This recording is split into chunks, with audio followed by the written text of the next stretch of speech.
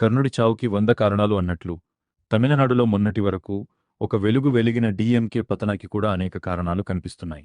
అధికారం ఉంది కదా అన్న గర్వం, ద్రవిడ పాలిటిక్స్ మాకే తెలుసు అన్న అతి విశ్వాసం స్టాలిన్ టీంను నిలువునా ముంచేశాయి.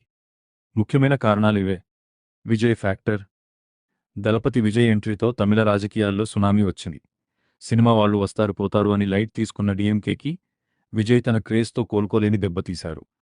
ప్రభుత్వ వ్యతిరేకత.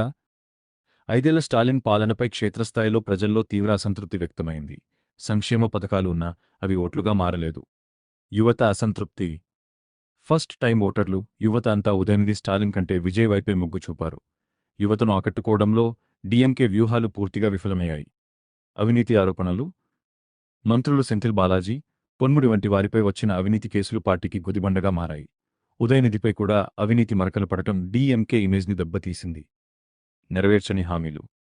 2021లో ఇచ్చిన ఎన్నికల హామీలను పూర్తిస్థాయిలో అమలు చేయకపోవడం సామాన్యులను పార్టీకి దూరం చేసింది. కూటమి వైఫల్యం. కాంగ్రెస్, వామపక్షాల ఓట్లు ఈసారి డీఎంకేకి బదిలీ కాలేదు. గ్రౌండ్ లెవెల్లో కాంగ్రెస్ క్యాడర్ కూడా విజయ్ వైపు క్రాస్ ఓటింగ్ చేసినట్లు కనిపిస్తోంది.